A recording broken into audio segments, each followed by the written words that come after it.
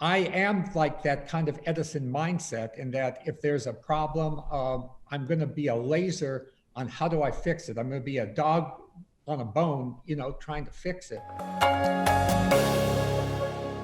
Describe now, you had this great success, SiriusXM, everyone's familiar with it, as you say, 30 million people pay for it every month.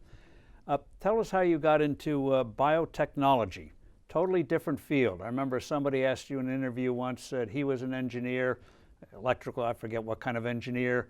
How do you go from engineering to biotechnology? And you said you need to, and you read. Explain the extraordinary story of how you made this extraordinary transformation. Thank you, Steve. It was not a transformation by choice. I was perfectly happy at SiriusXM and perfectly happy in the world of satellite communications. I will say today, still, my first love is aerospace. It's the field that I love the best. But unfortunately, while I was at SiriusXM, our youngest daughter, we have 4 children, suddenly began getting completely out of breath when we would go on ski vacations and up to higher altitudes. After one ski trip to Colorado, Telluride, Colorado, she never regained her breath. Her lips turned blue. She was not able to even walk up the stairs to our front door. And of course, we began taking her to doctors to diagnose what was wrong. At first, they thought that she had the flu, but weeks went by and she was only getting worse. Then they thought she might have asthma. Finally, one of her doctors, Dr. Pamela Parker in Silver Spring, Maryland, told me that when she was in medical school, she learned about an ultra rare disease called pulmonary arterial hypertension. And she thought it was possible that our daughter's symptoms were like this rare disease, and that I should go to the Children's National Medical Center in Washington, D.C., and have her checked out by the cardiology department. So we went there. We met with the head of pediatric cardiology, Dr. Roger Ruckman, and he took her into the cath lab where they put a catheter up through the femoral artery into the heart and the lung and measure the pressures inside the arteries. And he told me that unfortunately she had this rare disease, pulmonary arterial hypertension. This is, in plain language, the blood vessels between the heart and the lung, and only those blood vessels, clamp down, and they let very little blood get pumped from the heart to the lungs. If the blood can't get pumped from the heart to the lungs, the blood can't get oxygenated. And if your blood can't be oxygenated, your lips are going to turn blue, you're going to have no energy, and you're going to collapse and faint and ultimately die. He told me that there was no cure for this disease. There was no treatment approved for the disease. Only 3,000 people in the whole US had the disease because the people who developed it died within 2 to 3 years. He said that he had only himself, as the head of pediatric cardiology, had only 3 previous kids with the disease, and they all 3 died. So, I mean, this was, Steve, the worst news that anybody could ever get. And if any of you have ever watched the movie Lorenzo's Oil, where the protagonist of that movie hears the diagnosis about his son with this rare, horrible disease, and just goes rolling down the staircases in madness, and at the sadness of the diagnosis, that's exactly how I felt. So he said we have to keep her in the hospital for several weeks to do more tests and to put a cardiac monitor on her to measure her arrhythmia all the time. So while we were there, I am like that kind of Edison mindset in that if there's a problem, I'm going to be a laser on how do I fix it. I'm going to be a dog on a bone, trying to fix it. So they had a library at the Children's National Medical Center. Quick footnote, Steve, they invited me to give a grand rounds there last year, and I told them how much I appreciated their library. The president of the Children's National Medical Center was there, and he said, "I'm sorry to tell you we don't have the library anymore." And I told him, "You made a big mistake taking away that library, because Google is wonderful. Just like heating systems are wonderful, but they're no substitute for a nice beautiful campfire or fireplace. And Google is wonderful. We wouldn't get rid of it, but it's no substitute for a library and on a wall of books. In any event, back to the main story. So I did research night after night after night, Steve, and I finally discovered a pathway that could get me to a medicine that could halt the progression of our daughter Genesis's illness. And so I decided that I had a new purpose in life. My previous purpose was to help humanity expand off the earth and into space. But my new purpose was to save my daughter's life. And I didn't care about anything else. I was going to, if I didn't care about eating, I didn't care about anything. I was going to do whatever it took to save my daughter's life. And that's in doing that reading, this is a whole new world for you. You would laboriously, if you needed to, which was initially all the time, go to a high school textbook. Of course. And a college textbook to make sure you eventually understood what those articles were saying. Of course, you can't understand medical language or even biology language if it's not what you've learned. And you could get an electrical engineering degree at UCLA without ever taking a life science course. So I never took any life science courses. I was not really interested in biology. My uncle was a surgeon, and one time he invited me as a teenager to see him do a double hernia operation.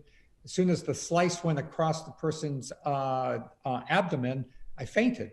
And I woke up after the surgery. So it was not my calling, but suddenly it was my calling. And yes, I didn't even understand what the words meant. So I went back to a high school biology textbook. I went to a college anatomy book. I went to dictionaries. And I kept going back and forth until I was able to gradually understand. So I tell people, how do you go from electrical engineering to biotechnology? Reading. You also used your daughter to help take notes, didn't you? I did. Once she was well enough to walk around a bit, she would help me, and she would make lists for me of the different articles, like who's the author of this article. She alphabetized them for me, so when I found more articles by a particular doctor, I could alphabetize the index cards in the same area. And so you did all of this research, and you found out there was a molecule that you felt held the key to this. Walk us through, even that was a real fight with Glaxo Wellcome. Walk us through that next phase. Sure, Steve. So it's no exaggeration to say that molecules are a dime a dozen. I mean, there are millions, probably tens or hundreds of millions of different possible molecules. So just finding a molecule really means very little in and of itself. You have to, first of all, be able to produce that molecule, to manufacture it in quantity. Many molecules are unstable, so you have to have a method of synthesis to start with precursor molecules and end up with the molecule that you want. Many molecules do not lend themselves to that type of synthesis. Secondly, you have to be able to do that synthesis without any kind of toxic artifacts being left in your produced medicine. You have to do all of this under what's called good manufacturing practices. Then you have to test it in animals. Most molecules are probably toxic. And so you have to try to learn this with, rats and mice before you give it to people. And finally, when you do give it to people, you have to be able to hope it doesn't have adverse effects in humans, and that it is in fact effective and it does what you want it to do. And I had to do all of this with a clock ticking all the time on my daughter's life. So I had to do it in not double time or triple time, but like in quintuple time. But that's what I did. I gathered together a team of people. Some of them had worked at Glaxo Wellcome, so I hired them into my own company. Other people worked at other companies.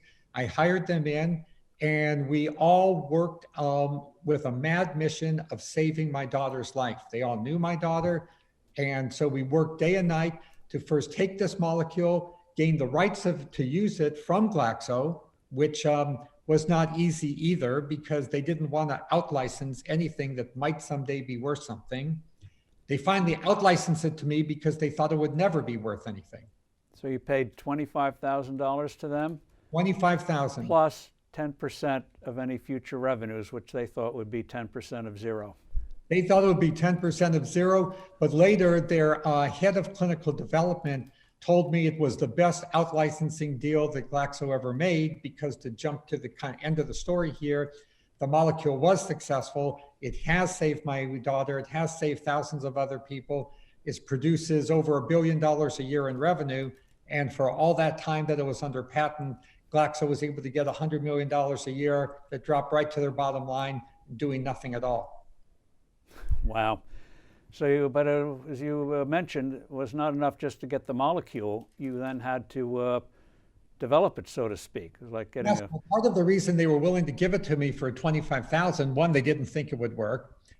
Secondly, they thought that pulmonary hypertension was such an ultra-orphan condition, even if it ever could work, there would be peanuts to make from such an ultra-orphan condition. The third reason is there was no known way to synthesize this molecule. I mentioned at the beginning that molecules are a dime a dozen because you have to be able to make it. And you have to be able to make it in medicinal quantities that you can use in medicine. And that's something very difficult. In our pharmaceutical industry, we call that CMC, like, you know, Charlie, Mike, Charlie. It stands for chemistry, manufacturing, and controls. And it's very, very challenging. I would say not 1 in 1,000 molecules can be medicinally produced in a safe way. And so Glaxo didn't know how to do it, so they thought this molecule was useless. They had a partner that some of your listeners may remember, the company, the Upjohn Company up in Michigan. They didn't know how to manufacture it. I went around the country to the chemistry departments of all the major universities in the US. And other people I know would have given up, because when I would talk to the chairman of chemistry departments and I said, I'll give you a grant to try to produce this, people would look at the molecule and say, no, this kind of a molecule can't be made. But finally, I found one guy, the chairman of the chemistry department at University of Illinois in Chicago, Dr. Robert Moriarty. And he looked at it and he said, you know, I think I may possibly have a way to make about 1 gram or so of this. And if I can make 1 gram, maybe I'll be able to make 100 grams, but you know, that's about it. So I'm thinking, well, 100 grams, it'll be enough to save Genesis. So he wanted $100,000 to make 1 gram, which is a very little amount. So I gave Dr. Moriarty the 100K, and he and his team of graduate students at the University of Illinois, they did successfully manufacture our molecule, which is called treprostinil. That's the name of the molecule, treprostinil. Its trade name is Remodulin. And they ultimately were able to make 100 grams. When I offered to hire everybody in the company to join our company, all those graduate students joined our company. They moved from Chicago to Silver Spring. Most of them are still working at the company today. And the beautiful thing, one of the most beautiful parts of this story, Steve, the most beautiful parts, my daughter Genesis is alive and well, and thousands of other people are alive and well too. That's the most beautiful part. I'd say the next most beautiful part is these graduate students, the big majority of whom are first generation Americans. In other words, they moved to the US to go to graduate school, in this case, chemistry at University of Illinois. When they agreed to join my company, I gave them all stock options. And I said, you guys, I know you probably don't believe me, but these options are going to be worth over $1 million. Today, they tell me, Martine, not one of us believed you, but we wanted to help you save your daughter. All those guys are multimillionaires today, and almost all of them still work at United Therapeutics. They still come into United Therapeutics every day because they love the work they do. And the numbers tell the story. At the time you began this, the population with this disease, PAH, was about 2,000 to 3,000. Yep. Today, because people now live, it's prolonged their lives, it's over 40,000. Over 40,000. It's like my subscription model for SiriusXM. You know, if you can hold on to the people who are your subscribers, in this case, if you hold on to the people who are taking your medicine because it keeps them alive, then you can keep adding more and more, and your business compounds.